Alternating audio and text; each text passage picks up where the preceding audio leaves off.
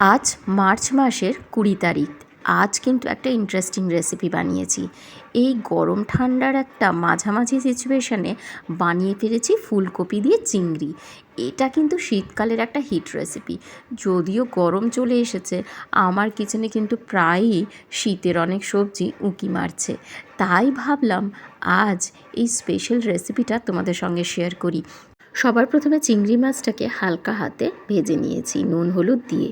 এবারে জিরে গোটা গরম মশলা ফোড়ন দেওয়ার পর তেজপাতা দিয়ে হালকা ভাজা ভাজা করে আগে থেকে ভাপিয়ে রাখা নুন হলুদ দিয়ে ফুলকপি আর আলুটা হালকা ভেজে তুলে নিতে হবে।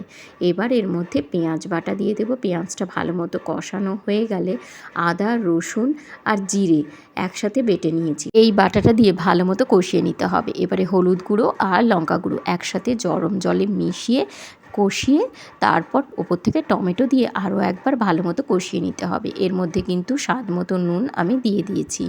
এভাবে কষানোর পর এর মধ্যে শীতের এই স্পেশাল মটরশুঁটি, এটা কিন্তু আমি প্রিজার্ভ করে রাখি সারা বছরের জন্যই, এটা আমি মিশিয়ে দিয়েছি। এটা আমার বেশ কিছু রান্নাতেও আমি ব্যবহার করি সারা বছর ধরে। এই মটরশুঁটিটা খুব ভালো লাগে আমার খেতে, আর রান্নাতে দিলে একটা আলাদাই টেস্ট আসে।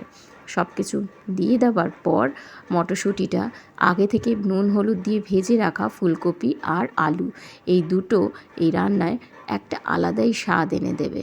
খুব সুন্দরভাবে এটা ভেজে নিয়েছিলাম, সেটা ভালো মতো করে মিশিয়ে দিলাম।